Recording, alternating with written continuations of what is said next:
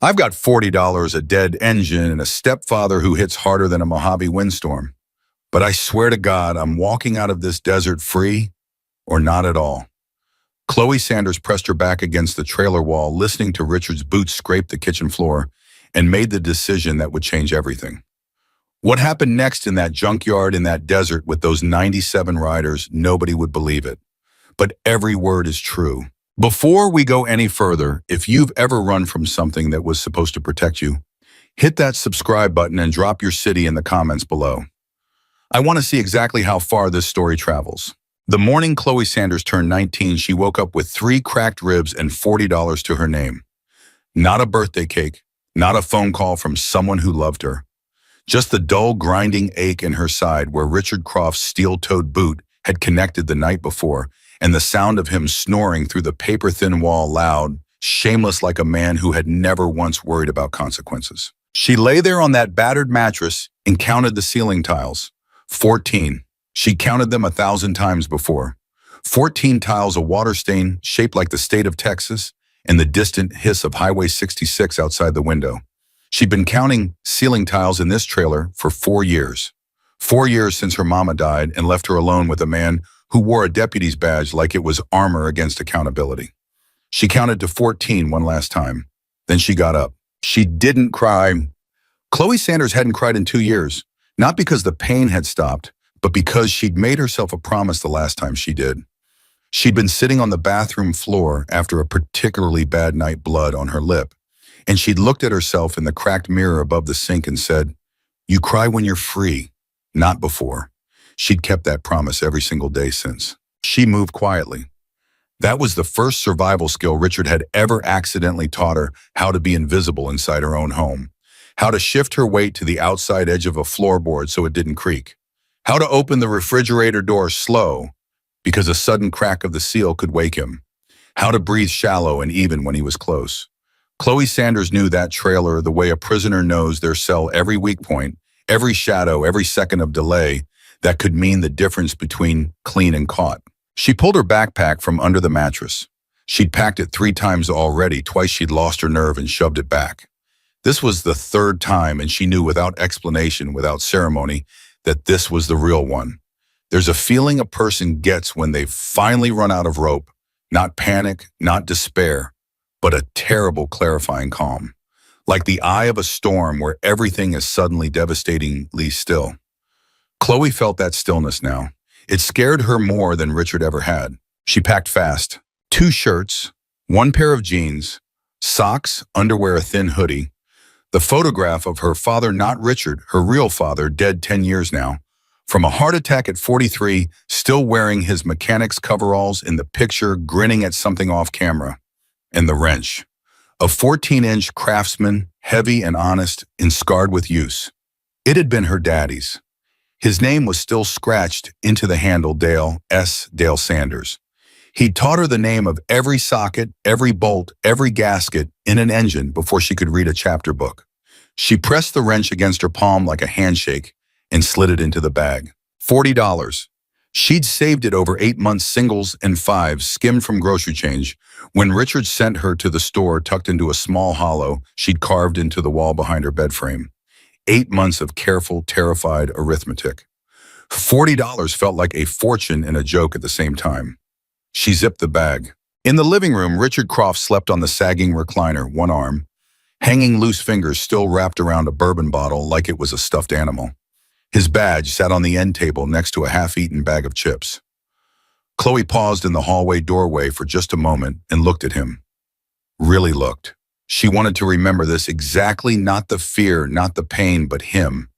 The reality of him, so that no amount of time or distance could ever soften it into something forgivable. He was 51 years old. He had a gut and a gray beard and a deputy's badge in Mojave County, and absolute unchallenged authority over her life. Not anymore, she thought. Not after today. She didn't go through the front door. She went through the window, the one in her room that she'd spent 3 weeks gradually loosening the latch on millimeter by millimeter so it wouldn't squeal. She dropped into the gravel outside, absorbed the impact in her knees, stood up straight, and walked. She didn't run. Running was for people who weren't sure. She walked because she'd made her decision, and there was nothing behind her worth looking back at. Highway 66 was already baking under the 8 a.m. August sun. The Mojave doesn't ease into its heat, it announces it. By the time Chloe had walked a mile, sweat was running down the back of her neck, and her cracked ribs were singing with every breath. She adjusted the backpack straps and kept moving. Another mile, then another. The asphalt shimmered ahead of her like a mirage. Arthur Pendleton's auto salvage sat 3.5 miles from the trailer park, announced by a hand-painted sign that had been fading since 1987. Chloe had passed it 100 times in Richard's cruiser. She'd never had a reason to go inside. Today was different. Today she needed the one thing an auto salvage yard could give her: a vehicle. Any vehicle. Something with an engine and enough structural integrity to carry her across the Nevada state line before Richard woke up and started looking.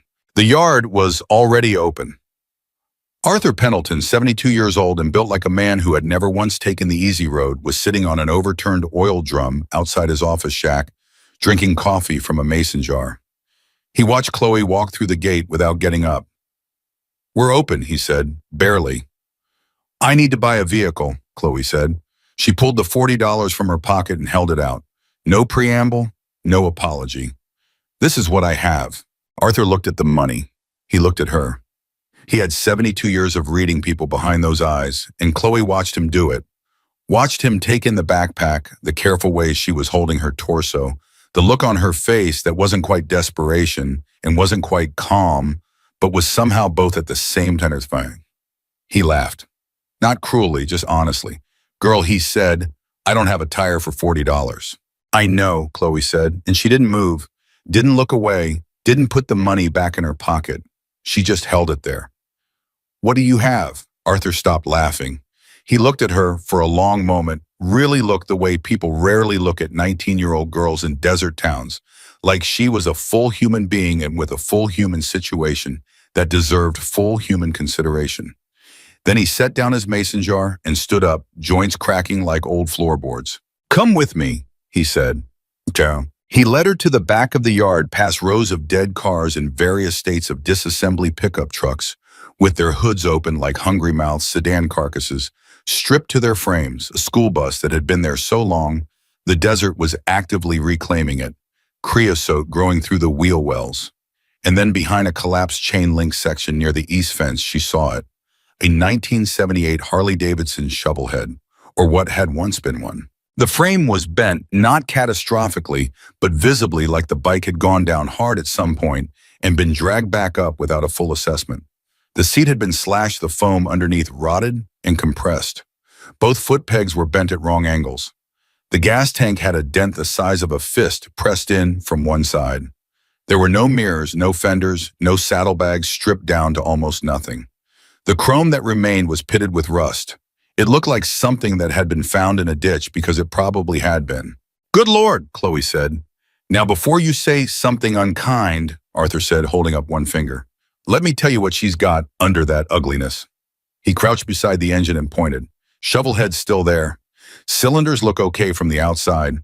I poured gas down the throat of it about 6 months ago out of pure stubbornness, and something happened, something wanted to fire. Wouldn't commit to it, but she wanted to." Chloe crouched beside him. She looked at the engine the way her father had taught her to look at engines, not for what they were, but for what they could be. She reached out and checked the spark plug wires. Old, cracked, but connected. She looked at the fuel lines. Someone had patched one with electrical tape, which was horrifying and somehow also encouraging. It meant someone had cared enough to patch it. "Vin?" she asked. Arthur was quiet for half a second too long. "Missing," he said. Chloe looked at him. "That's a problem," she said. "It is," he agreed in a tone that suggested he knew exactly how large a problem it was, and had chosen to leave that information in the category of things they would not discuss at length. A bike with a missing VIN plate was a bike with a history that someone had decided should not be traceable. In a salvage yard in Mojave County, where Arthur had probably seen enough come through his gates to fill 3 lifetimes of bad decisions, this was not necessarily unusual. But it was not nothing. Chloe thought about Richard still asleep in his recliner. She thought about the state line. She thought about her $40. "Will she run?" she asked. "I believe she will run," Arthur said. "I believe she has a strong desire to run, that has been suppressed by circumstance and neglect, and I believe that a person with mechanical knowledge and a certain amount of stubborn optimism could coax that desire into action. Chloe looked at him. That's a very long way to say, I don't know. It is, Arthur agreed, and for the first time something like respect moved across his weathered face. It is exactly that. She stood up. I'll give you the $40 and 4 hours of labor, whatever you need done in the yard, if you'll let me work on her here and ride out on her when I'm done. Arthur picked up his mason jar and took a long sip of coffee. I need the east fence restaked, he said finally, and there's a 94 F-150 in row 7 that needs the catalytic converter pulled. Done, Chloe said. And if she doesn't start, he added, I keep the 40 and you walk. She'll start, Chloe said. She didn't know that. She had no business saying that with that kind of certainty. But her father's wrench was in her bag, and her father had taught her that engines were fundamentally honest things. They did what their nature told them to do. And if you understood their nature well enough, you could talk to them in the only language they spoke, pressure and timing and spark. She believed she could talk to this one. The next 4 hours were the hardest work she had done since her father's funeral, when she'd spent 3 days silent and furious, tearing apart and reassembling an engine in the driveway because she didn't know what else to do with the grief. She pulled the spark plugs first. 2 were fouled black, 1 was cracked, the 4th was miraculously okay. Arthur, wordless, produced a coffee can of miscellaneous plugs from his shop. She matched the thread pitch by feel, set the gaps with a bent paper clip, because there was no feeler gauge, and reinstalled them. The fuel line patch held when she tested pressure with her thumb over the outlet. Good enough. The carburetor was gummed to near uselessness. She disassembled it on a piece of cardboard on the ground, cleaned the jets with a wire from Arthur's shop, and rebuilt it with shaking hands that she forced steady through pure will. All the while, she kept one eye on the road beyond the salvage yard gate. Arthur appeared beside her at hour 2 with a glass of water and a peanut butter sandwich on white bread. She accepted both without stopping work. She ate the sandwich in 4 bites. You know your way around an engine, Arthur said. He wasn't asking. My daddy was a mechanic, she said around the last bite. Where's your daddy now? Dead, she said, and went back to the carburetor. Arthur nodded once as if this confirmed something he had already suspected, and walked away without another word. That was the thing about people like Arthur Pendleton. They didn't waste your grief with sympathy that couldn't change anything. At hour 3, she hit the problem she'd been afraid of: the ignition switch. It was seized, not just stuck, but mechanically jammed in a way that suggested it had been deliberately disabled at some point. Someone hadn't just let this bike fall apart. Someone had made sure it couldn't be started. She sat back on her heels and looked at the seized switch and felt for the first time that morning the weight of everything that could go wrong. Behind her, a car passed on Highway 66. She turned, just a sedan, not a sheriff's cruiser. She breathed. Arthur, she called out. He appeared from behind a row of pickup trucks, wiping his hands on a rag. The ignition's been jammed, she said. Deliberately, I need to hotwire it. Something moved across his face. Something complicated, not surprise, but recognition. Like this news was landing somewhere, it had already been anticipated to land. All right, he said after a moment. You know something about this bike, she said. Not an accusation, just a statement of what was obvious. I know I pulled it out of a wash 3 miles east of here about 14 months ago, he said. I know whoever left it there didn't want it found. I know I'm a foolish old man who kept it instead of calling anyone, because something about a bike like that sitting in a wash told me that calling someone wasn't the right answer. Chloe looked at him. Why buy him? Arthur was quiet. Because the man I would have called, he said carefully, is the man I suspect had something to do with it being there in the first place. The August sun pressed down on the back of her neck like a hand. Richard Croft, she said. Arthur didn't confirm it. He didn't deny it either. He just said, do you know how to hotwire a Harley shovelhead? I know how to hotwire a Harley shovelhead, she said. Then do it, he said. And when you ride out of here, you ride fast and you ride far. The hotwire took 30 minutes. She had to strip wire with her teeth in 2 places where the insulation had hardened and cracked, and she burned the tips of 2 fingers on a connection that arced before she got the ground right. She swore 3 times colorfully with the particular fluencies of someone who had learned profanity in an auto shop. Arthur, to his credit, did not comment. When she was ready, she stood up, gripped the handlebars, and hit the connection. Nothing. She adjusted the ground wire, hit it again. Nothing. The silence was enormous. It pressed against her chest on top of the rib pain and the heat and the fear, and she felt in that silence every mile between her and the Nevada state line, every hour Richard had left to sleep before he woke up and noticed she was gone. She closed her eyes. Come on, she thought, and she meant it the way her father used to mean it, not as a prayer exactly, but as a conversation, as one mechanical mind speaking to another. You've been sitting in a wash for over a year, and you've been sitting in this yard before that, and you have had enough of being still. So have I. Come on, she hit the connection. The engine coughed.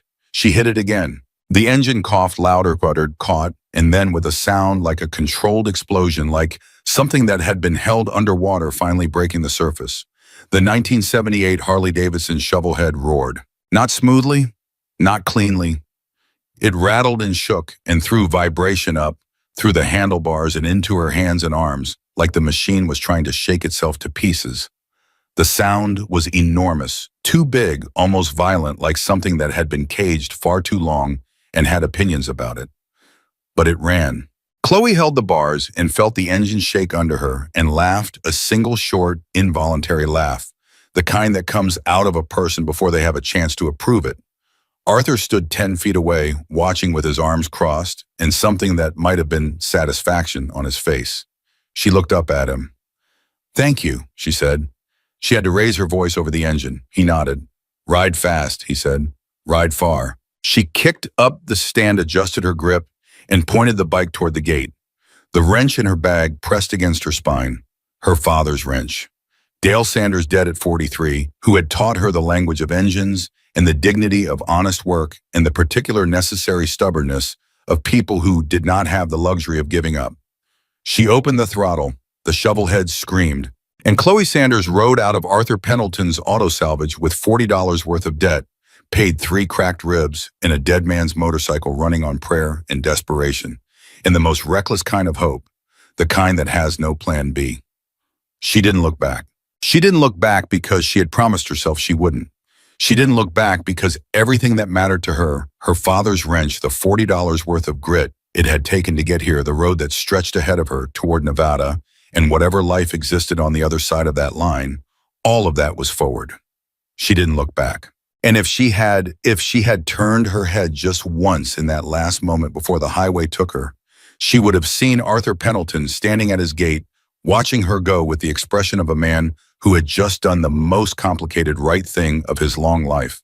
She didn't see it, but somewhere in the particular arithmetic of the universe, it counted anyway.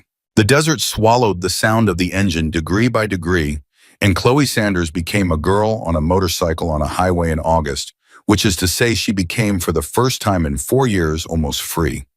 Almost. The night was still hours away, and the night had plans of its own. The shovelhead had opinions. That was the only way Chloe could think about it. The bike wasn't just running, it was arguing. Every mile it gave her, it took something back.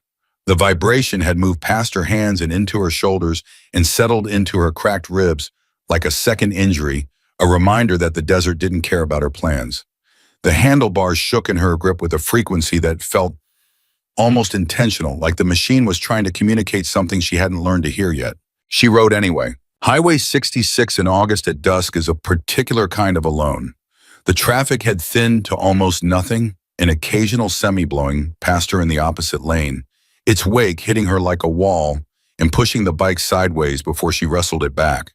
She'd been riding for 2 hours, and the Nevada state line was still 40 miles ahead, and she'd already started doing the math in her head, the way scared people do, calculating in distance and time and fuel gauge, which currently read somewhere between low and Lord help you. She pressed the throttle a little harder. The engine screamed back at her high and rough, and she felt the rear end shudder in a way that tightened her whole body. She eased off. The bike steadied. She exhaled. 40 miles, she told herself. Just 40 miles. Then the headlight flickered. It wasn't a slow fade. It was a stutter on off, like a conversation being interrupted. She watched it happen and felt the first true spike of panic move through her chest, sharp and specific. Not the dull background fears she'd carried all day, but something acute. A flickering headlight on a desert highway at dusk was not an inconvenience. It was a countdown. She checked the speedo out of habit. It had stopped working somewhere around mile 30 and was stuck at 42, which was either where she'd been going when it quit or a coincidence she didn't have the energy to find funny. The fuel gauge needle trembled. She tapped the tank with her knuckle the way her father had taught her, listening to the hollow sound to estimate level. Not much, not nearly enough for 40 miles. She thought about pulling over to assess. She thought about the fact that pulling over meant stopping, and stopping meant Richard could catch up, and catching up meant she stopped thinking about it.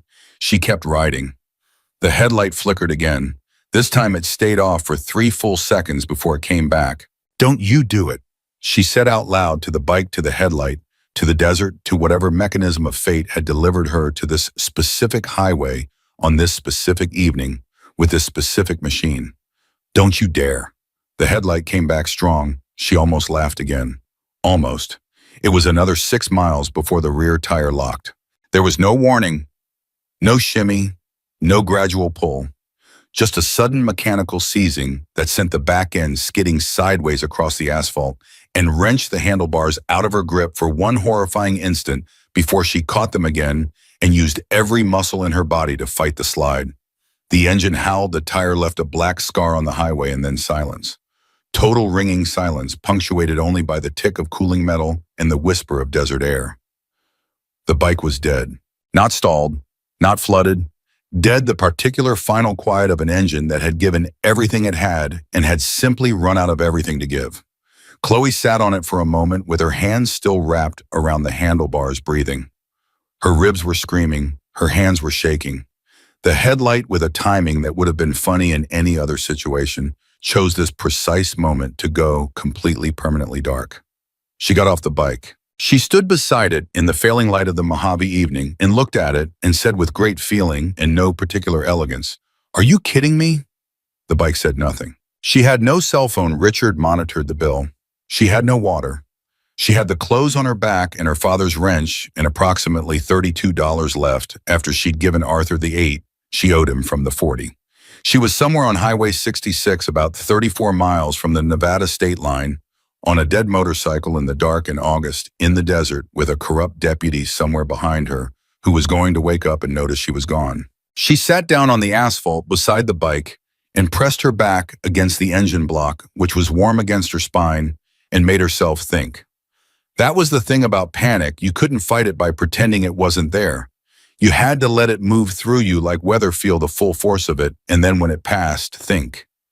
It passed, she thought.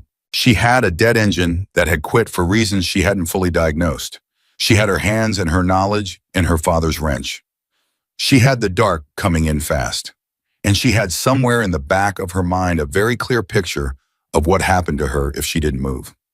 She got up and started working. She didn't have much light left, so she worked fast, stripped the seat off with the wrench to access the battery connections, found the positive cable corroded, nearly through, which explained the headlight issue and probably contributed to the electrical failure that had let the engine die. She scraped the corrosion off with the edge of the wrench blade, a crude fix, but sometimes crude was all you had. She checked the fuel intake line there, a kink. Small, almost invisible, where the line had vibrated against the frame bracket and folded just enough to cut flow to a trickle. She straightened the kink with her thumb and 2 fingers held it, exhaled. Then she found the box. She found it because she'd pulled the ruined seat entirely off to get better access to the battery. And with the seat removed, the steel box that had been mounted underneath it welded. She realized welded directly to the frame was exposed. It was military grade or close to it, the kind of box that costs money and gets used by people who have something worth protecting. It had a latch, no lock. Either the lock had been removed or it had never had one, which suggested the security was in the concealment, not the mechanism. Chloe stared at it. She had an engine to restart and 34 miles to cover and a deputy to outrun. She opened the box. Inside, a leather vest folded with the methodical care of someone who'd handled it 1,000 times. The leather was old, not worn out old, but seasoned old, the color of strong tea, soft and dense in a way that took years to develop. She lifted it and felt the weight of it, the realness of it, the patches on it, and then she held it up in the last of the desert light and read what it said. Hell's Angels, California, and on the left breast a memorial patch, Dominic Preacher Hayes, 1961 to 2021, riding free. She held it for a long time. A Hell's Angels vest to cut, she knew the word, because in Mojave County everybody knew the vocabulary, whether they wanted to or not, was not something a man left somewhere by accident. A cut was a man's identity, his rank, his history, his belonging. It was the most important thing he owned. You didn't leave it in a hidden box under the seat of a bike parked in a desert wash. You didn't leave it at all, unless someone left it for you, or unless someone made sure you'd never come back for it. Preacher Hayes, she said the name quietly, testing it in her mouth. She'd heard it before. She was almost certain she'd heard it before, half absorbed from a conversation she wasn't supposed to be listening to. Richard talking low on his phone in the kitchen 2 years ago. Something about a man who'd had an accident, something about a stretch of road east of the salvage yard, something about how it was handled and finished and not worth discussing. Her hands had gone still. Arthur's voice came back to her, clear, as if he was standing next to her. The man I would have called is the man I suspect had something to do with it being there in the first place. She looked at the vest. She looked at the dark desert around her. She looked at the highway stretching both directions, empty in both directions for now, as far as she could see. She folded the vest carefully and put it back in the box, and then she sat down beside the bike and thought about what she knew. She knew the bike had been found in a wash east of Arthur's yard. She knew the ignition had been deliberately seized, not failed, seized, the difference being intention. She knew the VIN was gone, removed, not worn away. She knew that Dominic Hayes had died in 2021, and that the official story, whatever it was, had satisfied enough people that no one was still publicly asking questions. And she knew that Richard Croft, Deputy Mojave County, had been on a phone call 2 years ago talking about something east of a salvage yard in a way that had made her go very, very quiet in the hallway. None of this was proof of anything. All of it felt like the shape of something real. She stood up, picked up her wrench, and went back to the engine. She wasn't going to solve a murder on the side of a highway in the dark with 34 miles to the state line and Richard Croft somewhere behind her. She was going to get the engine running. That was the only job right now. She hit the hot-wired connection. The engine caught immediately, strong, immediate, like it had just needed a moment. She blinked. Sometimes an engine did that. Sometimes all the fixing combined needed a minute to settle before it agreed to work. She didn't question it. She swung back on, found the balance point, and eased out the throttle. The shovel head ran differently now. Smooth or not smooth, because nothing about this machine was ever going to be smooth, but smoother the fuel getting through properly, the electrical system behaving itself. She could feel the difference through the bars. She pressed forward. The dark came fully down. She rode without a headlight, which was either the bravest or the most reckless thing she had ever done. And she had done some reckless things. She could see maybe 20 feet ahead by the ambient light of the sky, enough to hold the lane enough to see the highway edge.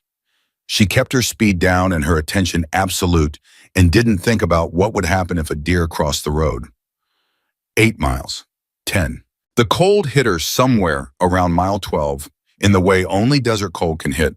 Not gradually, but all at once, as if someone had flipped a switch. She hadn't brought a jacket. The hoodie was in her bag and she couldn't get to it without stopping. And she wasn't stopping, so she rode in a thin t-shirt and felt the temperature drop through her skin and into the cracked ribs, which had moved from screaming to a low, constant, merciless throb. She thought about her father. She did that when things got hard, not as a comfort exactly, but as a way of reminding herself that hard was not the same as impossible. Dale Sanders had worked 3 jobs in the year after her mother left, and before he met Richard's precursor, the woman he'd married briefly, and who'd introduced Richard into their life. 3 jobs, and still come home and taught Chloe the name of every part in an engine, and told her repeatedly, with a conviction she had thought was simple, fatherly optimism, and now understood was something more like prophecy. You know, engines, baby girl, you'll never be fully stuck. You know, engines, you always got a way out. She was 20 feet ahead on a dark highway without a headlight. "You were right, Daddy," she said under the engine noise. "I got a way out." She was so focused on the road ahead that she almost didn't see the headlights to the north. Almost. They appeared first as a single glow. She thought it was a vehicle parked on the shoulder, some trucker pulled over for a break. Then the glow split into two. Then two became four. Then four became eight, and eight became too many to count. And they were moving, all of them moving in the same direction, with a rhythm that was unlike any traffic she had ever seen. Vehicles didn't move like that, not grouped so tightly, not with that particular kind of coordinated weight.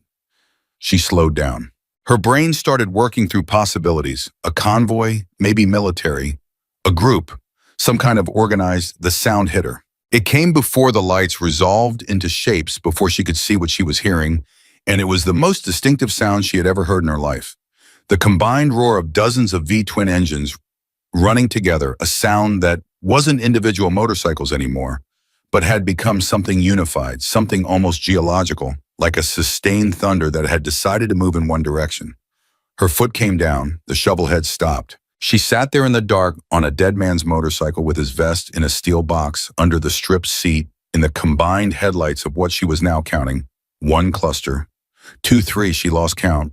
The headlights of what was clearly, unmistakably, impossibly odd, an enormous column of motorcycles coming up Highway 66 toward her, and she felt something that wasn't quite fear and wasn't quite awe, but occupied the specific territory between them where a person goes when reality exceeds the categories they had prepared for it. She thought, I should move. She thought, I can't move. The wrench was in her bag, the engine was running, the road ahead was open, and then her back tire locked again. Not from a mechanical failure this time, from the simple fact that her foot had pressed the rear brake by reflex, a body making a decision before the mind caught up, because the mind was fully occupied with the column of motorcycles that was now close enough that she could see in the combined wash of their headlights that they were wearing cuts. All of them. Leather vests with patches, column after column of them, and at the front of the column, a rider who sat on his machine the way a man sits on a thing he owns completely, with the weight and ease of absolute authority. They were Hell's Angels, not a few, not a chapter. Something much larger than a chapter. 97 motorcycles. She found out that number later. In the moment sitting on the dead shoulder of Highway 66 without a headlight, she only knew that there were more than she could count and that they were slowing down. All of them. Simultaneously, that same eerie coordination she'd noticed in their approach now applied to deceleration, like a single organism making a single decision. They were stopping.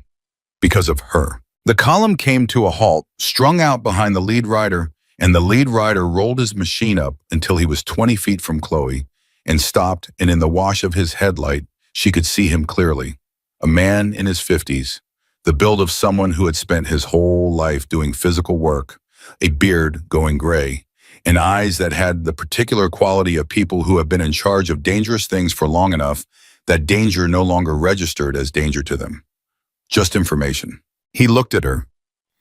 He looked at the bike. His eyes moved to the stripped seat, to the exposed steel box, to the folded leather visible at the edge of the open latch. The desert was absolutely quiet except for the sound of 97 idling engines. He swung off his machine with the ease of a man who had done it 10,000 times and walked toward her. Not fast, not threatening, just deliberate, the walk of someone who already knew how this was going to go and was in no hurry about it. He stopped beside the shovel head and looked down at it. Then he crouched exactly the way Arthur had crouched and laid his hand on the frame. Not on the engine, not on the handlebars, on the frame itself, low near the headstock, and she watched his fingers find something she hadn't found. A place where the metal was different, where something had been filled in. He pressed his thumb against it and his jaw tightened. He looked up at her. "Where did you get this bike?" he said. His voice was quiet. The kind of quiet that didn't need volume because it had never needed volume. The kind of quiet that a room or a desert organized itself around. Chloe's hands tightened on the handlebars. Her cracked ribs sent up a reminder. The wrench was in her bag, which was behind her, which was not useful.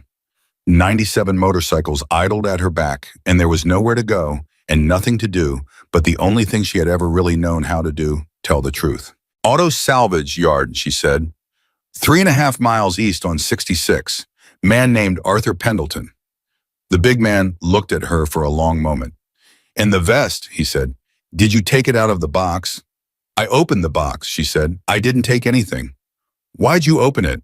She held his gaze. "Because I needed to know what I was carrying." Something shifted in his face. The assessment in his eyes went through several phases she couldn't quite read. Not suspicion anymore, something more complicated. He stood up. He was even bigger standing than crouching, which was not a comfortable realization. "How long have you had this bike?" he said. "Since this morning," she said. $40. He blinked. Once. "You paid $40 for this bike." "And 4 hours of labor in the yard," she said. "I straightened the fuel line and cleaned the carb and hot-wired the ignition because the switch had been seized." She paused. Deliberately seized.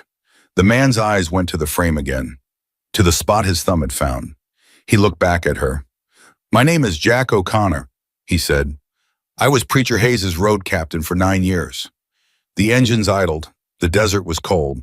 Chloe Sanders sat on a dead man's motorcycle in the dark and understood with a clarity that was almost physical that the night she was in the middle of was not the night she had thought she was in the middle of. This was not a story about a girl running away. This was something older, something that had started long before her. And somehow, $40, a sealed ignition, a kink in a fuel line, a cracked rib, a strip of desert highway with no headlight, somehow she had ridden straight into the middle of it. Jack O'Connor looked at her with those steady, assessing eyes. "Get off the bike," he said. "We need to look at the frame." She got off the bike. Behind her, 97 engines idled in the dark like a single held breath waiting. Jack O'Connor didn't ask her to step back. He didn't ask her to move away from the bike or wait somewhere or make herself small while the men handled things. He crouched beside the shovelhead and he said, "Come here, look at this." And he said it the way you talk to someone whose eyes you need, not someone you're managing. Chloe crouched beside him. He had a flashlight out, a small Sirius 1 military grade, the kind that threw a tight focused beam rather than a wide wash. He pressed it against the frame near the headstock, right where his thumb had found that different texture of metal, and in the concentrated light she could see what he was seeing. The frame had been repaired. Not at a shop, not with proper welding equipment patched, she'd say, by someone who knew enough to make it hold, but was working fast and working scared. The weld bead was rough and slightly proud of the surface covered with paint that didn't quite match the original. She hadn't caught it because she'd been looking for mechanical failure, not concealment. "Feel it," Jack said. She pressed her thumb against the patch the way he had. Felt the shape underneath. Round, circular depression under the patch, maybe 9 millimeters in diameter. Her stomach dropped. "That's a bullet hole," she said. "That's a bullet hole," he confirmed. He stood up. She stood up. They looked at each other across the shovelhead, and the desert was absolutely still, and the 97 engines behind them had gone, she realized, suddenly quiet. She didn't know when it happened. Somewhere in the last 30 seconds, by some signal she hadn't caught, every one of those engines had been cut, and the silence was enormous and complete. And in that silence, she understood that these men were not idling anymore. They were listening. "Preacher didn't crash," Jack said. He wasn't asking. He was saying it out loud for the first time she realized, or not the first time he'd thought it, but the first time he'd said it standing next to proof. His voice was controlled in the way that very strong emotions make a voice controlled, because the only alternative is falling apart, and this was not a man who fell apart. "Someone shot him," Chloe said. "Someone shot him," Jack said. "Shot him off his bike, patched the frame to hide. It seized the ignition so nobody could ride it out of wherever they parked. It pulled the VIN so it couldn't be traced." He paused. "And then somebody left it in a wash 3 miles from a salvage yard and hoped the desert would handle the rest." She thought about Richard on his phone in the kitchen. "It's handled. It's finished." "I think I know who," she said. Jack looked at her. His expression didn't change exactly, but something in it sharpened not toward her but through her toward whatever she was about to say. The way a compass needle sharpens when it finds north. "Tell me," he said. She told him. She didn't embellish and she didn't hedge. She laid it out the way her father had taught her to lay out a mechanical problem. Start with what you know for certain, then what you observed, then what the evidence suggests, and don't pretend the difference between those categories doesn't exist. She told him about Richard Croft, about the phone call she'd heard 2 years ago, about Arthur's reaction when she'd mentioned the VIN, about what Arthur had said, "The man I would have called is the man I suspect had something to do with it being there." And she watched Jack O'Connor take it in with the stillness of a man assembling something in his mind, each piece she gave him, slotting into a structure that had been waiting for pieces for 3 years. When she finished, Jack didn't say anything for a long moment. Then he turned and looked back at the column of men behind him, and he said one word low and clear, Duke. A man separated from the column and came forward. Younger than Jack, maybe early 40s, with the kind of build that suggested he'd never once in his life been the smallest person in a room. He stopped beside Jack and looked at Chloe with flat, measuring eyes. Duke, Jack said, the frame's got a 9mm patch on it north side of the headstock. Duke looked at the bike. His jaw moved. He looked at Chloe. Who is she? She bought the bike this morning, Jack said. $40 from Arthur Pendleton's yard. Duke looked at her again. Something in his assessment shifted, not warmth exactly, but a recalibration. Arthur sold Preacher's bike. Arthur didn't know what it was, Chloe said, and she said it with the same certainty she'd said she'll start that morning, which was not certainty she'd earned through evidence, but certainty she'd arrived at through reading a man, and she was willing to stand on it. He found it in the wash. He kept it because he had a feeling about it. He sold it to me because I needed out, and I had $40 and nothing else. Duke and Jack exchanged a look that carried a whole conversation in it. She tell you about Richard Croft, Duke said. Jack nodded. Duke turned and walked back to the column without another word. Chloe watched him go and watched the ripple move through the assembled men. Not chaos, nothing like chaos, but the particular organized motion of people who had a structure and knew how to use it. Men were pulling out phones, men were talking low close together. The whole assembly had shifted from waiting to working, and it had happened in under 60 seconds. You said you're running from Croft, Jack said. He'll be awake by now, she said. He'll know I'm gone. He'll come this road first because it's the only road that goes anywhere from the trailer park. She paused. He's a deputy. He has a radio, and he can call in every unit in the county. Jack nodded slowly. How bad? She knew what he was asking. He was asking whether this was a domestic situation or something that would come at them with the full weight of law enforcement behind it. He killed a man, she said, and he's been a deputy for 16 years in a county where he knows everyone and everyone owes him something. So yeah, bad. Jack nodded again. He reached into his cut and produced a phone and dialed a number from memory, and when it answered, he said simply, Run Richard Croft, Mojave County Deputy. Full background financial, every complaint ever filed, every case he touched in the last 5 years. I need it in an hour. He hung up. He looked at Chloe. We've got a lawyer in Barstow and a contact at the FBI field office in Las Vegas. Both of them owe this club things that can't be paid back in money. You understand. She understood. There's something else, she said. She went to the steel box and lifted the vest out fully and held it toward him. I didn't disturb it. Just open the box. Jack took it from her hands, and for a moment he just held it, and she watched what happened to his face and looked away because some things a stranger shouldn't witness. When she looked back, he had it pressed flat between both hands, and his eyes were somewhere else entirely. Somewhere 3 years back, she guessed somewhere on a road in the Mojave that Dominic Hayes had ridden and not come back from. 9 years, he said, not to her, just out loud to the desert to the vest. 9 years, he was my president and my road captain before that, and when he went, I didn't even know. He stopped. His voice had found its edge. He pulled it back. We thought he crashed. We looked at it for 3 weeks. We found the wash, but not the bike. Someone had already moved it by then. We found blood and we found skid marks, and we found a story that almost made sense if you didn't look too hard. Someone made sure you didn't look too hard, Chloe said. Yeah, Jack said. Someone did. He folded the vest with the same careful reverence she'd seen in the way it had been originally stored and tucked it under his arm. He looked at her, really looked the way Arthur had looked that morning, the way her father used to look when she did something he hadn't expected. You're 19 years old, he said. Yes, sir. You rode a bike with no headlight and 3 cracked ribs 40 miles into the desert to get away from a man who murdered a Hells Angels chapter president. I didn't know the last part until about 10 minutes ago, she said. Something moved across Jack O'Connor's face that might, in better light, have looked like the beginning of a smile. It didn't get the chance to finish because Duke's voice came sharp from the column, Jack. The word had a shape to it that Chloe recognized instantly. It was the shape of incoming, of here it comes, of the particular warning that people who've spent time in dangerous situations develop as a second language. Everybody turned.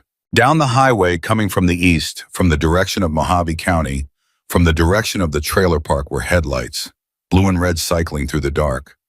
One set first, then two, then she heard the radio crackle from a unit close enough to have been shadowing them without lights and just now announcing itself.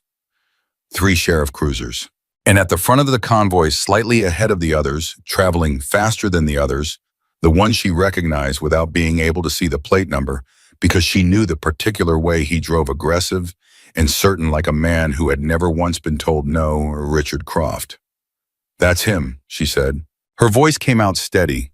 She was surprised by that. She had expected her voice to fail her. It had been failing her in his presence for 4 years, going thin and small, whenever he walked into a room but standing in the dark with 97 men at her back, and a dead man's wrench in her bag, and the truth finally visible in the shape of a 9mm hole in a motorcycle frame, her voice came out like something solid.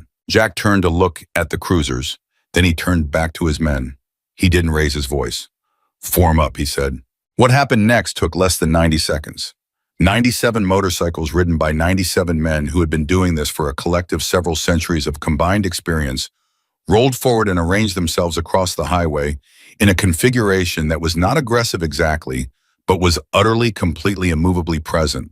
They filled the road, they filled both shoulders, they formed a wall, not a threatening one because the positioning was careful and specific. Nobody reaching for anything, everyone's hands visible, but a wall nonetheless, the kind that said, "This road stops here." Richard's cruiser slowed.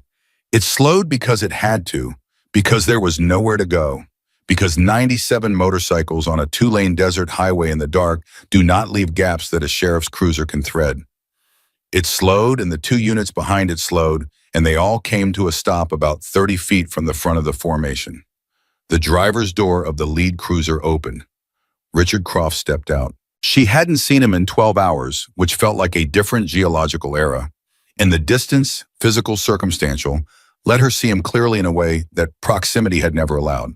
He was 51 years old and heavy-set, and he wore his badge and his gun and his uniform like they were a different species of skin, and he was looking at the wall of motorcycles with an expression that started as contempt and was already, she could see, beginning its negotiation with something else. He looked past the bikes. He saw her. "Chloe," he said, not a question, not relief that she was safe, just her name in the tone he used when something of his had been misplaced and he expected it returned. "Richard," she said. He took a step forward. 2 of the men on bikes at the front of the formation shifted weight, not aggressively, just the natural physics of attention, and Richard stopped. "This girl's a runaway minor," he said, raising his voice toward Jack. "I'm her legal guardian. This is a family matter, and I need you folks to move your vehicles so I can—" "She's 19, Jack said. "She's She's 19 years old, Jack said again, with the same quiet that restructured the air around it. "Which means she's nobody's runaway and nobody's minor, and this is nobody's family matter. It's a public highway, and she's standing on it of her own free will." Richard's face moved through several expressions. "I don't know who you think you are." "My name is Jack O'Connor," Jack said. "And I think you know why we're on this road tonight, Richard." The name, the use of his first name, not deputy, not officer, not any courtesy, title, just his first name, flat and unadorned hit. Richard, the way Chloe had seen the things hit him before in his body, first a tightening, a micro shift of weight, before his face caught up and rearranged itself into whatever expression he'd decided to wear. "I don't know what you mean," Richard said. "Dominic Hayes," Jack said. The desert was very quiet. Chloe watched Richard's face and saw the things she'd been waiting 4 years to see, had thought she would never actually see. She saw him afraid. Not performing composure, not recalibrating, tactics, actually afraid, the blood leaving his face in a way that his professional control couldn't fully conceal, because there are some words that hit a guilty man below the level where performance lives. "I don't know who don't," Jack said. One word, don't. Duke came forward from the formation and handed Jack his phone. Jack held it up, not toward Richard, just up visible, and Chloe could see the screen even from where she stood, a document dense with text bullet points she couldn't read at this distance, but whose existence made Richard's eyes go to them and stick. "An hour," Jack said to her without looking at her. "I said an hour. It took 20 minutes. He looked at Richard. You want to know what an FBI contact and a very motivated lawyer can find in 20 minutes when they're looking at a 16-year career in Mojave County. Richard's hand moved not toward his gun. She didn't think, just the autonomic response of a man whose body was looking for something to hold. And three things happened simultaneously. Duke stepped closer. Two men behind Jack dismounted. And Chloe, without deciding to do it, without planning it, just with the simple momentum of everything the day had built, picked up her father's wrench from her bag and held it down at her side. She wasn't threatening anyone. She just needed it in her hand. She needed to feel it there. 3 years, Jack said, and now something had changed in his voice, not louder but compressed, the way pressure changes the nature of a thing. 3 years ago, Dominic Hayes left a chapter meeting in Barstow on a Tuesday night and never came back. We found blood in a wash 3 miles east of the Pendleton salvage yard. We found skid marks. We found a witness who saw a car, a dark sedan, possibly a county vehicle in that area that night, who gave a statement that was filed and then somehow lost before it could be followed up on. He paused. By the deputy assigned to the case. Richard opened his mouth. "I said don't," Jack said. One of the units behind Richard, one of the other deputies younger, who had come as backup and was now visibly reconsidering the nature of what he'd backed up, stepped out of his cruiser and stood with his hands slightly away from his body in the universal posture of a man who wants to be clearly seen as not doing anything. "I don't want any trouble," the young deputy said. "You're not in trouble," Jack said to him, and he said it with the specific surgical precision of someone drawing a line between people in the same professional organization, making clear which side of the line each person was standing on. "This isn't about you. Step back." The young deputy stepped back. Richard looked at him. The look of a man watching support dissolve in real time. "You've got nothing," Richard said, and his voice had dropped, the bluster gone something rawer underneath. "You've got a bike and a box and a girl who's been acting unstable for months and whatever a lawyer dug up in 20 minutes that won't hold up to." "We've got the bullet," Chloe said. Richard stopped. Everyone stopped. She hadn't planned to say it, but it was there and it was true, and she was so tired of being afraid, of being quiet, of making herself small in doorways, of counting ceiling tiles and waiting for the moment to be right, and never having the moment be right. She walked forward until she was between Jack and the shovelhead, and she held up her wrench and she pointed at the frame. "There's a 9mm slug patched into the frame on the north side of the headstock," she said. "Somebody shot Dominic Hayes off his motorcycle and then patched the hole to hide it. And that bike has been sitting in Arthur Pendleton's yard for 14 months, which means the patch and the ballistics and the paint used to cover it have been sitting there too. That's physical evidence. It doesn't go away because you filed a report. It doesn't go away because you lost a witness statement. It's in the metal, and it's been in the metal for 3 years." The silence that followed was the longest silence of Chloe Sanders' life. She could hear her own heartbeat. She could feel the wrench in her hand, her father's wrench. Dale Sanders scratched into the handle, and she thought, "You'd have done this too, Daddy. You'd have stood right here and said it." Richard looked at the bike. She watched him look at it, saw the calculation happening behind his eyes, the inventory of options, the math of a man running out of road. The second cruiser's deputy had gotten back in his vehicle. The young one was on his radio. She could hear the murmur of it, and from the words she caught FBI Barstow, Hayes 9mm, she understood that he was not calling for backup. He was making a different kind of call entirely. Richard looked back at her, and for the first time in 4 years, he had nothing to say. "Get on your knees," Jack O'Connor said quietly. Richard looked at him, the badge, the gun, 16 years of authority in Mojave County. "I said, get on your knees," Jack said. Richard Croft, deputy, 51 years old, whose boot had connected with Chloe's ribs 12 hours ago while she lay on a mattress counting ceiling tiles, whose voice had been the thing she'd organized her survival around for 4 years, whose face she'd seen in her dreams as the thing that had no remedy, no answer, no end, got on his knees. Not because Jack O'Connor was bigger than him, not because 97 motorcycles were more than he could fight, because the bullet was in the frame and the vest was real, and the girl with $40 and 3 cracked ribs and her dead father's wrench was standing in the middle of the highway, looking at him, and the truth, which had been very patiently waiting for 3 years, had finally found its way to a place where it couldn't be filed away. Chloe stood in the desert and breathed. In, out, in. Her ribs hurt. She didn't care. Richard Croft on his knees in the desert was a different species of man than Richard Croft standing upright. Chloe had spent 4 years living in the shadow of what he was when he stood the badge, the boots, the particular way he filled a room with the assumption that every person in it existed in relationship to his authority. Watching him fold now, watching his knees hit the asphalt with the dull, graceless weight of a man whose architecture had finally failed him, she expected to feel something enormous. Relief, maybe. Triumph. The particular savage satisfaction of a debt coming due. What she felt instead was tired. Not defeated tired, the other kind. The kind that comes after a very long effort has finally completely ended. The kind that means something is over. She was still holding her father's wrench. Jack O'Connor was speaking into his phone, low and deliberate, calling in coordinates and names and case references that meant nothing to Chloe, but clearly meant something to whoever was on the other end, because the responses she could hear were sharp and immediate. Duke had moved to Richard's position and zip-tied his wrists, not roughly, not gently, with the same professional neutrality of someone performing a necessary task.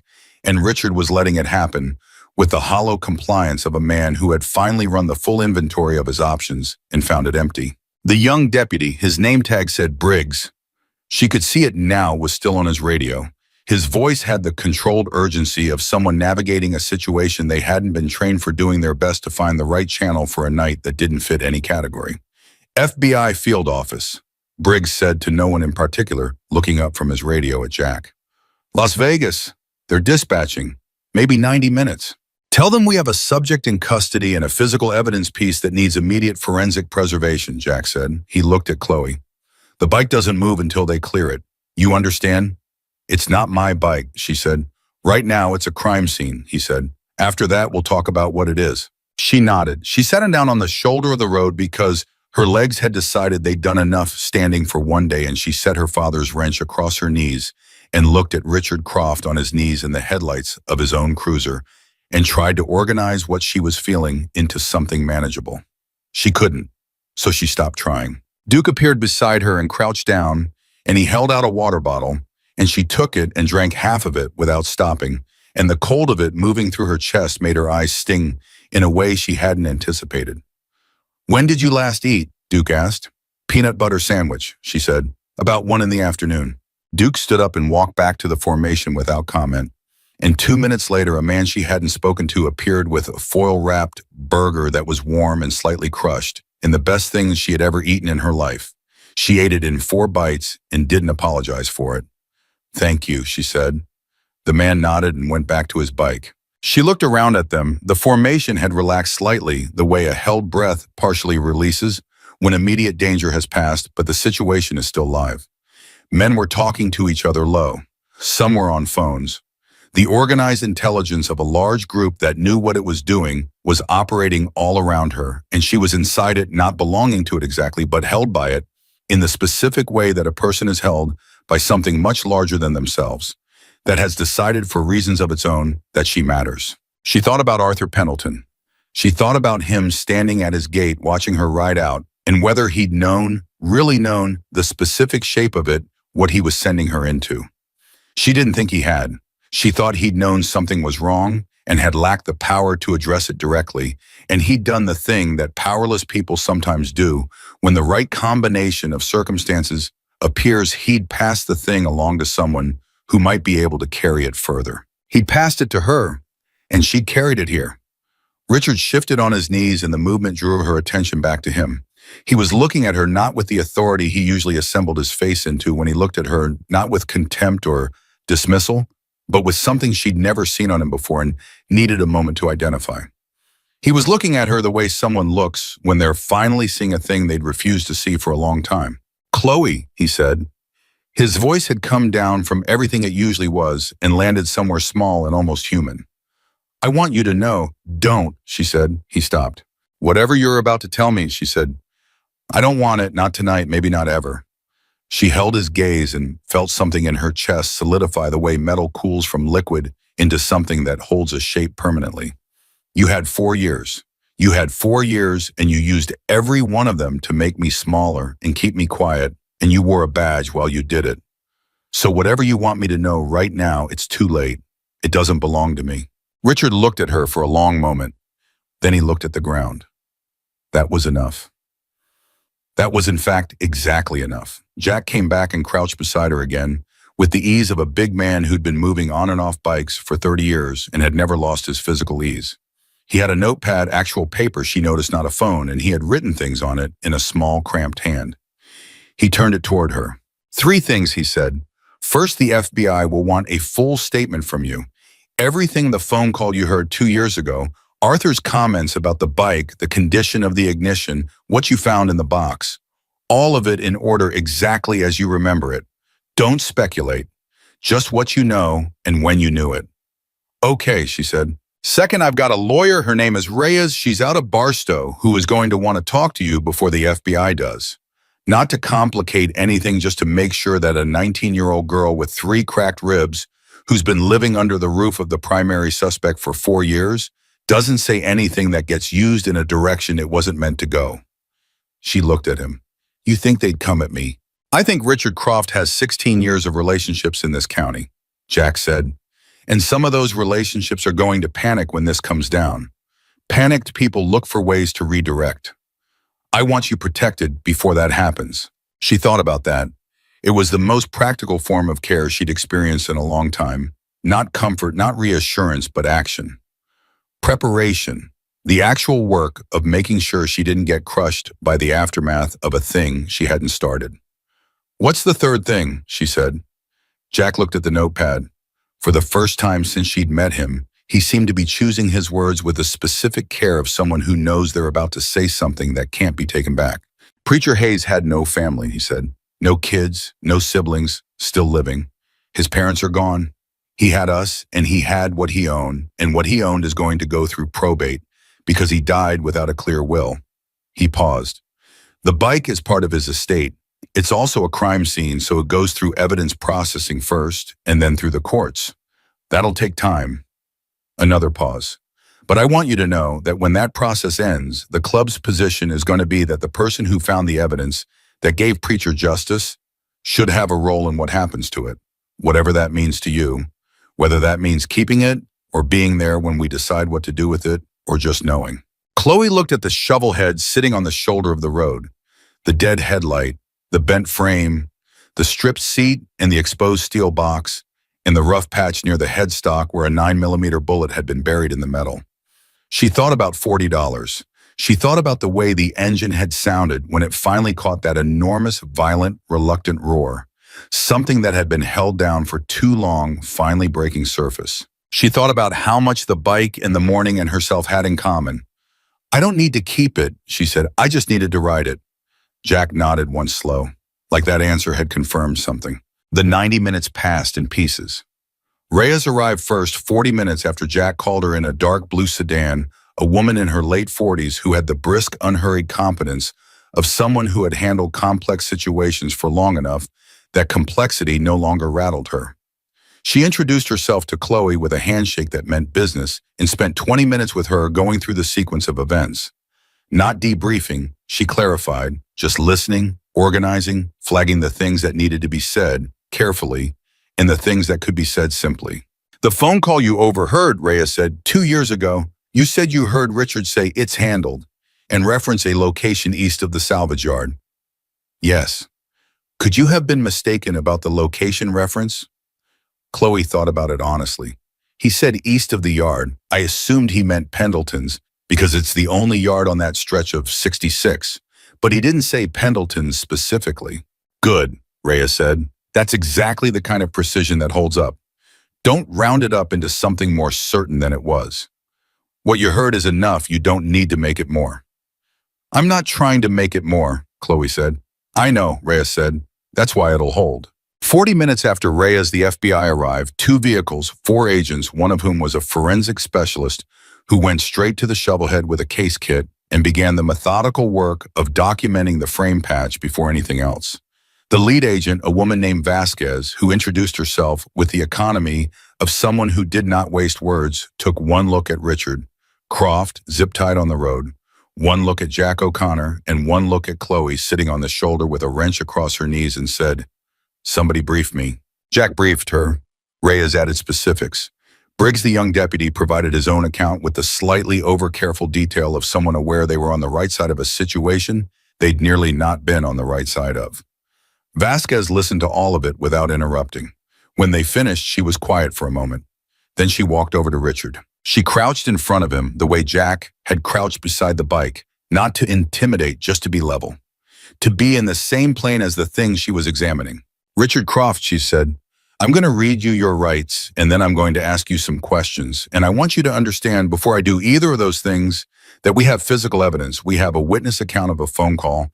We have records of a witness statement that was filed and then lost from a case you were assigned to. And we have a forensic specialist who is right now pulling a 9mm slug out of a motorcycle frame." She paused. "So when I read you your rights, I want you to actually hear them, because you're going to need them." Richard said nothing. Vasquez read him his rights. Chloe listened to the familiar words she'd heard them on television. Her whole life had always found them somewhat abstract, the legal ritual of a system operating on someone else, and listened to them now as something real, as the mechanism of accountability, actually running, actually reaching someone. It should have reached a long time ago, and felt the tired in her chest shift into something else, something quieter. She wasn't sure she had a word for it. Maybe the word was over. The forensic specialist called Vasquez over with the word, and Vasquez went and came back looking at a small evidence bag with the focused attention of someone seeing confirmation of what they already believed. She came to Jack. "Slug's intact," she said. "Good preservation inside the patch. Metal's been protecting it from weather.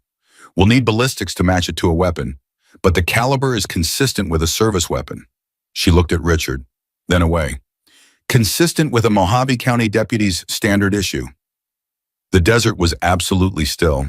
That was the moment, not Richard on his knees, not the zip ties, not the FBI credentials or the forensic kit, or any of the procedural weight of law enforcement descending. That was the moment Chloe felt it break. The thing that had been over her like a ceiling since she was 15 years old, since her mother died, and Richard moved into the space that grief had made since she'd learned to count ceiling tiles and move in the dark and make herself invisible in her own home. It broke. Not with drama, not with any sound she could identify. It just wasn't there anymore, and the air in its absence was different. Lighter. More of it. Her eyes went hot. She'd made herself a promise. "You cry when you're free." She looked at the state line. She couldn't see it from here. It was still 34 miles west, but she knew it was there and she thought close enough. She let it come. It wasn't the kind of crying that has sound. It was the other kind, the kind that happens behind the eyes and in the chest and means something is leaving that was too heavy to carry and too familiar to put down voluntarily. She sat on the shoulder of a desert highway in the dark and cried without making a sound, and nobody around her made a thing of it, and she was grateful for that with a depth that surprised her. Duke appeared beside her again. He didn't say anything. He just sat down on the asphalt next to her forearms, on his knees, looking at the same stretch of darkness she was looking at. The company of someone who understood that some moments don't need commentary. She wiped her face with the back of her hand. "Thank you," she said. He said. They sat there for a minute. "What happens to him?" she asked. "Federal custody tonight," Duke said. "Vasquez will coordinate with the county sheriff, the actual sheriff, not his people, to make sure the right people are holding him. Reyes will file for a protective order for you by morning, which means he's got no legal avenue to contact you, even if someone in the county tries to run interference for him." He paused. "And the FBI is going to look at his whole career. 3 years back is where they start, but that's never where they end." She thought about that, about Richard's 16 years in Mojave County, about how many cases he'd touched, how many situations he'd handled, how many times it's handled had meant something it shouldn't have. "He's not the only one," she said. "No," Duke said. "He's probably not." "That doesn't scare you." Duke looked at her sideways. "Does it scare you?" She thought about it honestly. "No," she said. "It makes me angry." He nodded. "Good," he said. "Angry's useful. Scared just costs you." Jack came back and crouched in front of her and looked at her the way adults look at young people when they're about to say something they hope lands right. "Vasquez needs your formal statement tonight while everything's fresh. Reyes will be with you the whole time. After that," he paused. "Where were you going originally, before all this?" "Nevada," she said. Just Nevada. I didn't have a specific plan past the state line. You have family there. I don't have family anywhere, she said. And she said it plainly without self-pity because it was just the fact of her situation. I have $40 less 8 for the yard, a backpack, and a wrench. Jack looked at her for a long moment. The club has a safe house in Henderson, he said. That's outside Las Vegas. It's not fancy, but it's clean, and it's safe, and nobody who matters to Richard Croft knows it exists. You can stay there while the legal process gets moving. Reyes will need access to you for the next few weeks, depositions, evidence review, probably a grand jury appearance. And after that, she said, after that, he said, is up to you. She looked at him. She looked at the shovel head, now surrounded by forensic markers and bright lights, the ugly truth of it finally visible after 3 years of being buried in a wash, in a yard, in a sealed ignition, in a steel box that nobody but an eavesdropping teenager and an old man with good instincts had come close to. She looked at her father's wrench. I know engines, she said. I know you do, Jack said. I mean, that's what I know how to do. That's my actual skill. Mechanics, I learned it from my father, and I know it completely the way you know something when someone you love taught it to you, and now it's all that's left of them. Jack nodded slowly, like someone filing information in a place where it would be useful later. Henderson's got a shop, Duke said from beside her without looking up. Full commercial bay, been sitting half empty for 2 years because we can't find a mechanic who actually knows what they're doing. She looked at him, he looked at her. I'm not saying anything, he said. Sounds like you're saying something, she said. I'm saying Henderson has a shop with a bay that needs a mechanic. He shrugged the careful shrug of a man who is proposing something without wanting to seem like he's proposing something in case the answer is no. That's all I'm saying. Jack stood up and looked at both of them and said nothing, which was its own kind of commentary. Vasquez came back then and said she was ready for Chloe's statement whenever Chloe was ready, and Reyes appeared at her elbow right on cue, and Chloe stood up, her legs steadier now than she'd expected, and picked up her father's wrench and her backpack and walked toward the FBI vehicle. She stopped, turned back. Jack, she said. He looked at her. The $40, she said. I owe Arthur 8 from the deal. The other 32 is still in my pocket. I want to make sure Arthur knows what was on that bike and why it matters. He kept it when he could have scrapped it. He sold it to me when he could have sent me away. She paused. He deserves to know it meant something. Jack looked at her for a long moment. Something moved through his face that wasn't quite an expression and wasn't quite the absence of one, something in between, something that belonged to the specific register of respect that a person earns not by doing a large thing, but by thinking of the small right thing in the middle of all the large things. I'll tell him myself, Jack said. In the morning. She nodded. She walked to the FBI vehicle and gave her statement for 2 hours with Reyes beside her. Precise and steady, saying exactly what she knew and exactly when she knew it and nothing more. And when it was done, Vasquez looked at her across the small folding table they'd set up in the back of the vehicle and said with the flat economy of someone who rarely gave compliments, but meant the ones they gave, you did good tonight. I rode a bike with no headlight, Chloe said. I didn't do anything. You did exactly what needed doing, Vasquez said, which is the same thing. Outside, the desert was starting to lighten at the edges, not dawn yet, but the suggestion of it, the sky beginning its negotiation with the sun. She stood beside the shovel head one last time. The forensic team had finished with it and covered it with a tarp, evidence tagged, waiting for transport. She reached out and laid her hand on the covered frame near the headstock, right where the bullet had been. I got you home, she said. Not loudly, not even really as a sentence, just as an acknowledgement, one mechanical thing to another. Then she picked up her bag and walked to where the club was assembling for the escort west. 97 motorcycles were going to ride Chloe Sanders to the Nevada state line. Not because she'd asked, not because they owed her anything, because Preacher Hayes had deserved justice, and she had, with $40 and a dead engine and 3 cracked ribs, and her father's wrench, delivered it. And in the code of people who take loyalty seriously, the people who mean it as a practice, not a posture, that created a debt, and the debt was real and the payment was this: you don't let someone who did what she did ride alone. She got on the back of Jack's bike. He didn't make a thing of the offer, and she didn't make a thing of accepting it. She just climbed on, adjusted her backpack, and held the bar at the back of the seat because she was not the kind of person who held on to someone else for support. Jack kick-started the engine. Around them, 96 other engines answered.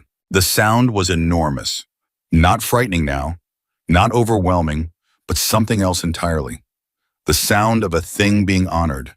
The sound of a night ending the way nights like this should end, with the truth standing in the light and the highway open and the state line 34 miles west. She gripped the bar. She did not look back. The desert came alive with the combined roar of 97 V-twin engines. Running free, and Chloe Sanders, 19 years old, 3 cracked ribs, $32 in her pocket, her father's wrench in her bag, rode toward Nevada, toward the line she'd been trying to reach since 8 a.m., toward whatever came after. The headlights of the formation split the dark ahead of them, like something being made mile by mile out of everything the night had cost and everything it had given back. And the desert on both sides was wide and cold and enormous and completely, utterly indifferent, the way the desert always is to the very small, very real miracle of a person discovering that the thing they thought was running away was actually the whole time running toward. The Nevada state line came up at 4:47 in the morning. Chloe didn't see a sign. She felt it the way you feel a thing you have been moving toward for so long that its arrival happens in the body before the mind catches up. Something in her chest released quietly, finally, the way a fist unclenches after holding too long. She exhaled, and the cold desert air came in to fill the space, and she thought, there it is. There it finally is. Jack didn't slow at the line. Nobody did. The formation crossed it the way water crosses a threshold, continuously, without ceremony, because ceremony wasn't the point. The point was the other side. The point was what came after. He pulled over about a mile into Nevada, and the column settled behind him, engines dropping to idle, and he killed his own motor, and she climbed off his bike and stood on Nevada ground for the first time in her life, and felt it under her boots like a fact she could build on. Jack got off and stood beside her. Henderson is another 4 hours, he said. We'll stop in an hour, get you something real to eat, let you call Reyes and check in. Okay, she said. He looked at her the way he'd looked at her on the highway, assessing honest without the condescension that assessment usually carries when it's aimed at someone young by someone older. How are you doing? It wasn't a question exactly, it was an opening. She thought about it genuinely the way the question deserved. How was she doing? She had 3 cracked ribs and no home, and $32 in a legal process ahead of her that was going to take months and require her to say the same true things repeatedly to people with forms and credentials. She had no plan older than 18 hours. She had never been to Henderson, Nevada. She had never run a shop or applied for a business license or navigated the paperwork of building something from nothing. I'm doing better than I've done in 4 years, she said. Jack nodded. That was enough for him. That was enough for her, too. The stop came at a diner outside Searchlight, the kind of place that exists entirely for people who are traveling at strange hours for reasons they don't discuss, staffed by a woman named Pat, who brought coffee without being asked and didn't make conversation unless invited. Chloe ate scrambled eggs and toast and drank 3 cups of coffee and called Reyes from a payphone because her cell was still Richard's property on Richard's plan, and she was done using anything that was Richard's. Reyes answered on the second ring. It was 5 in the morning. Protective orders filed, Reyes said before Chloe spoke. It'll be approved when the courthouse opens. I also filed an emergency motion for your personal effects, anything in that trailer that's legally yours, including your father's belongings. Do you have a list? Chloe thought about the hollow in the wall behind her bed frame, about her father's photograph, about the clothes she'd left behind because she could only carry what fit in the backpack. There's a photograph, she said, and some of my father's tools in a box in the shed. Everything else can burn. The photograph and tools we can get, Reyes said. I'll send someone before Richard's people think to lock the property. He has people, Chloe said. It wasn't a question. He had people, Reyes said, and the correction was careful and precise and meant something specific. Past tense is moving fast on that. When a 16-year career unravels, the people around it tend to recalibrate their loyalties very quickly. It's not admirable, but it's useful. What about the others? Chloe said. He's not the only one. He had people who covered things, filed reports that disappeared. Vasquez is already pulling thread, Reyes said. Two other names came up overnight from Richard's phone records, one as a records clerk and one as a county supervisor. Both of them are going to have a very uncomfortable week. She paused. You were right to push it. Don't let anyone tell you this was just about one man. After she hung up, she stood by the payphone for a moment with her hand still on the receiver and felt the complexity of what Reyes had just confirmed settle through her. It had never been just Richard. It was never just one person. It was the system around one person, the small agreements, the careful silences, the professional courtesies extended to a man with a badge and a history of making problems disappear. Richard couldn't have buried Preacher Hayes alone. He'd had help, and the help was going to answer for it. She went back inside and finished her coffee. Duke was at the counter, 3 stools down, eating a piece of pie, with the focused appreciation of someone who took pie seriously. He didn't look up when she sat back down, but he said, Reyes good. Reyes is very good, Chloe said. She's the best lawyer in the desert, Duke said. She doesn't advertise it because she doesn't have to. Chloe looked at him. How long have you known Jack? Duke considered the pie. 22 years. And Preacher. Duke put his fork down. He looked at the counter for a moment. 26, he said. I was 20 years old when I prospected, and Preacher was the one who sponsored me. He was 40 then. He seemed like the oldest man I'd ever met. He picked the fork back up. He was the kind of person that when he said something, you remembered it specifically.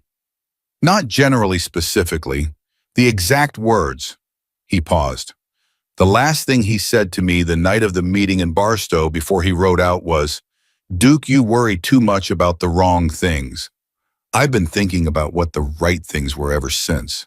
Chloe was quiet. I think he meant things like this, she said. Being on a road at the right time, paying attention to what's in front of you. Duke looked at her. Yeah, he said, I think so too. They rode into Henderson as the sun came fully up, which meant Chloe's first sight of her new city was soaked in the particular gold of a desert morning when everything looks briefly like it was made by someone who cared. The safe house was a small place clean the way Reyes had promised, with a real bed and a working shower, and a kitchen that had coffee in it, and she stood in the middle of it for a full minute, just experiencing the specific luxury of a space that didn't contain Richard. Croft had never contained. Richard Croft would never contain Richard Croft. Then she set her backpack down and her father's wrench on top of it and called Reyes back with 3 questions about the deposition timeline. And when she was done, she lay down on the bed in her clothes and slept for 11 hours without dreaming. She woke up to a text from a number she didn't have saved shops open at 7. Bay 3 is empty. D, she stared at it. She saved the number under Duke and got up and found her way to the bathroom and looked at herself in the mirror. She hadn't looked at herself in a mirror since the cracked one above the trailer sink, and the person looking back at her was the same person and wasn't same face, same hair, same dark circles that hadn't fully committed to leaving yet. But the posture was different. She was standing up straight. She hadn't noticed she'd stopped doing that until she noticed she was doing it again. She went to the shop at 7. Bay 3 was empty. Clean concrete floor, a lift, a full set of wall-mounted tools, a diagnostic unit in the corner still in its box. Duke was in Bay 1 doing something to a transmission, and he looked up when she came in and said, Coffee's in the office, sir, and went back to the transmission. She went to the office, got coffee, came back out and looked at Bay 3. She thought about her father in his driveway with the engine block on a stand talking her through every step, not because she needed the help, but because he loved the work and he wanted her to love it too. She thought about the way his hands moved over an engine, unhurried, certain like a conversation with a trusted friend. She thought about the shovel head, which she had coaxed back to life with patched wire and a kinked fuel line, and her bare hands, in which had carried her through the dark to the only place in 30 miles of desert where justice was going to happen. She set her coffee down. She walked to the wall and picked a socket wrench off the rack, a good one solid balanced right, and held it in her palm. It felt like her father's wrench. Different weight, different history, but the same honesty, the same willingness to do what it was for. She got to work. The first 3 months were the hardest and the best simultaneously, which she came to understand was just the nature of building something. The deposition happened 6 weeks and 2 days a conference room in Las Vegas. Reyes, at her elbow the entire time, Vasquez, across the table with a legal pad, and the particular focused attention of someone assembling a case that was going to hold. Chloe said the true things in the right order and didn't embellish and didn't retreat, and when it was over, Vasquez walked her to the elevator and said, "Grand jury's in 8 weeks. You'll be called." "I'll be here," Chloe said. "I know," Vasquez said. "That's why I told you instead of sending a summons." The grand jury returned an indictment in week 9. Not just Richard, 4 counts against Richard, 2 against the records clerk, 1 against the county supervisor, and a separate referral to the state attorney's office regarding 2 additional deputies whose names Chloe hadn't known, but whose behavior, once examined, had pattern all over it. Reyes called her with the news at 7 in the morning before the shop opened. 4 counts, Chloe said. Murder in the first evidence, tampering, obstruction of justice, and abuse of official capacity, Reyes said. The murder charge is the one that matters. It carries life. Life. She stood in the kitchen of the safe house, which had become simply the house by now, because she'd been in it long enough that safe had become redundant, and held the phone and felt the words settle into her the way large, true things settle slowly then all at once. "The other 3, she said. "The clerk took a plea," Reyes said. 18 months testimony against the supervisor. The supervisor is fighting it, which means a trial, which means the whole thing stays public for another year at least. "Good," Chloe said. "Yes," Reyes said, and she sounded like she meant it. Jack called her that afternoon. He'd heard from Vasquez. His voice on the phone was different than it had been on the highway. Quieter, she thought at first. And then she understood it wasn't quieter, it was lighter. 3 years of weight had been moving toward this, and some portion of it had finally set down. "Preacher would have liked you," he said. She didn't know what to do with that exactly. It was the kind of compliment that doesn't have a polite response, because it's not really a compliment, it's an acknowledgement, and acknowledgements are their own category. "I think I would have liked him," she said. "You'd have argued with him constantly," Jack said. "He liked that in a person." She laughed. It came out genuine and slightly surprised the way her laughs had been coming out since Nevada, like they were relearning a muscle that had gone unused. "Jack," she said, "the bike, what happened to the bike?" There was a pause. "It came out of evidence last week," he said. "Forensics kept it for 5 months, they needed everything. Slug matched Richard's service weapon from 3 years ago, which he'd reported lost. We knew it was going to." He paused again longer. "The club took it back. We've been working on it."